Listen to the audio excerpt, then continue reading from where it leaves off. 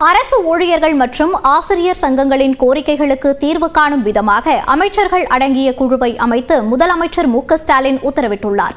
தமிழ்நாட்டில் அரசு ஊழியர்களுக்கு புதிய ஓய்வூதிய திட்டத்தை ரத்து செய்து பழைய ஓய்வூதிய திட்டத்தை அமல்படுத்த கோரி அரசு ஊழியர்கள் சங்கத்தினர் நீண்ட காலமாக போராடி வருகின்றனர்.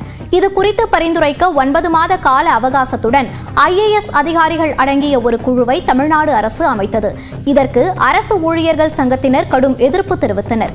இந்நிலையில் அரசு ஊழியர்கள் மற்றும் ஆசிரியர் சங்கங்களின் கோரிக்கையை பரிசீலித்து அவற்றின் மீது உரிய முடிவுகளை காணும் பொருட்டு அமைச்சர்கள் அடங்கிய குழுவை அமைத்து முதலமைச்சர் மு.க.ஸ்டாலின் உத்தரவிட்டுள்ளார். இந்த குழுவில் அமைச்சர்கள் ஏவவேலு, தங்கம் தென்னரசு, அன்பில் மகேஷ், கயல்விழி செல்வராஜ் ஆகியோர் இடம்பெற்றுள்ளனர். அரசு ஊழியர் மற்றும் ஆசிரியர் சங்கங்களின் கோரிக்கைகள் குறித்து சங்க நிர்வாகிகளுடன் நாளை தலைமைச் செயலகத்தில் அமைச்சர்கள் பேச்சுவார்த்தை நடத்த உள்ளதாகவும் தமிழ்நாடு அரசு தெரிவித்துள்ளது. தமிழ்நாட்டில் முதல்வரின் மருந்தகம் என்ற திட்டம் கொண்டுவரப்பட உள்ள நிலையில் அம்மா மருந்தகங்கள் தொடர்ந்து செயல்படும் என திமுக எம்எல்ஏ எழிலன் உறுதியளித்துள்ளார். அது தனி மாடல், அதாவது அது யாருமே அந்த கடைகளை யாருமே டிஸ்டர்ப் பண்ண மாட்டாரு. ஏன்னா தமிழ்நாட்டு முதல்வர் ரொம்ப தெளிவாக அம்மா உணவகத்துக்கு அதிகமான நிதி ஒதுக்கீடு செஞ்சவர். எடப்பாடி அவர்கள் முதல்வர் இருந்த போது அந்த பைகள் அவர் பேர் இருக்கனால மாத்தாம அந்த பைகளை கொடுத்தவர்.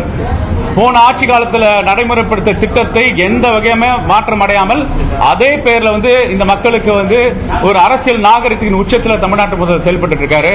அப்ப அம்மா மருந்தகமோ கூட்டுறவு கடைகளுக்கும் அந்த டிஸ்டர்பன்ஸ் எதுவும் ஆகாது, அந்த கடைகள் செயல்படும். எவ்வளவு நிதி கொடுத்தாலும் மும்மொழி கொள்கையை ஏற்க மாட்டோம் என்று முதலமைச்சர் மு.க.ஸ்டாலின் திட்டவட்டமாக தெரிவித்துள்ளார். சென்னை கொளத்தூரில் திமுக நிர்வாகி முரளிதரனின் இல்ல திருமண விழாவில் முதலமைச்சர் மு.க.ஸ்டாலின் கலந்து கொண்டார். மணமக்கள் மகேஸ்வர், திவ்ய கணபதி திருமணத்தை முதலமைச்சர் நடத்தி வைத்து வாழ்த்தினார். இந்நிகழ்ச்சியில் பேசிய முதலமைச்சர் மணமக்களின் பெயர் தமிழில் இல்லை என்பது சங்கடமாக இருப்பதாக கூறினார். எனினும் தம்பதியின் குழந்தைக்கு தமிழில் பெயர் சூட்ட வேண்டும் என கேட்டுக் கொண்டார். பேரறிஞர் அண்ணாவும் கருணாநிதியும் திமுக கட்சியை குடும்ப பாசத்தோடு உருவாக்கி தந்திருப்பதாகவும் பெருமிதம் தெரிவித்தார். வாரிசு வாரிசு என்று சிலர் விமர்சித்து வருவதாக கூறிய முதலமைச்சர் தங்களுக்கு வாரிசு இருப்பதால் தான் வாரிசு என்று அழைப்பதாகவும் பதிலடி கொடுத்தார். தொடர்ந்து பேசிய முதலமைச்சர் தமிழ்நாட்டில் இருமொழி கொள்கைதான் தொடரும் என்று திட்டவட்டமாக கூறினார். எவ்வளவு நிதி கொடுத்தாலும் மும்மொழி கொள்கையை ஏற்க மாட்டோம் என்றும் உறுதிபட தெரிவித்தார்.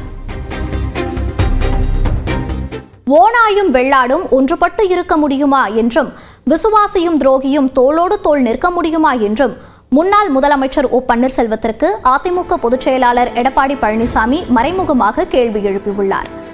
முன்னாள் முதலமைச்சர் ஜெயலலிதாவின் 77வது பிறந்த நாளை முன்னிட்டு அதிமுக தொண்டர்களுக்கு அக்கட்சியின் பொதுச் செயலாளர் எடப்பாடி பழனிசாமி கடிதம் எழுதியுள்ளார். அதில் எப்போது தேர்தல் வரும் என்றும் அதிமுக அரசு எப்போது மீண்டும் ஆட்சியமைக்க வாய்ப்பு கிடைக்கும் என்றும் மக்கள் காத்துக் கொண்டிருப்பதாக கூறியுள்ளார்.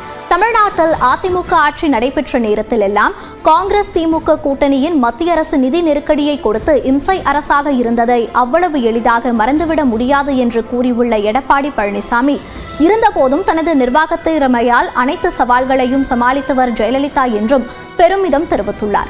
இன்றைய திமுக அரசு இருமொழி கொள்கையை காப்பாற்றக்கூட திணறற்று உள்ளதாகவும் விமர்சித்துள்ளார். பதவிக்காகவும் பணம் சேர்ப்பதற்காகவும் கட்சியை கட்டி கொடுத்து தயாராக இருந்த திரைமறைவு அரசியல் பேராசைக்காரர்களின் கனவுகளும் கற்பனைகளும் காகித ஓடம் போல கால வெள்ளத்தில் அடித்து செல்லப்படுவதாகவும் எடப்பாடி பழனிசாமி கூறியுள்ளார். ஓநாயும் வெள்ளாடும் ஒன்றுபட்டு இருக்க முடியுமா, விசுவாசியும் துரோகியும் தோளோடு தோள் நிற்க முடியுமா என்றும் வினவியுள்ளார். மேலும் அதிமுக தலைமையிலான சிறப்புமிக்க வெற்றி கூட்டணி அமைய உள்ளதாகவும் எடப்பாடி பழனிசாமி கூறியுள்ளார். ஓநாயும் வெள்ளாடும் ஒன்று சேர முடியுமா என்று எடப்பாடி பழனிசாமி கேள்வி எழுப்பியதற்கு அது வார்த்தை ஜாலம் என்றும் நடைமுறைக்கு ஒத்துவராது எனவும் முன்னாள் முதலமைச்சர் ஓ பன்னீர்செல்வம் தெரிவித்துள்ளார். வெள்ளாடு ஓநாயும் ஒன்றாக முடியுமா? பயிரோட சேர்ந்த கலைகளும் விவசாயம் பண்ண முடியுமா? துறையோட சேர்ந்த விவசாயத்தையும் எப்படி? வார்த்தை ஜாலத்துக்கு தான் இது ஒத்து வரும், நடைமுறைக்கு ஒத்து வராது.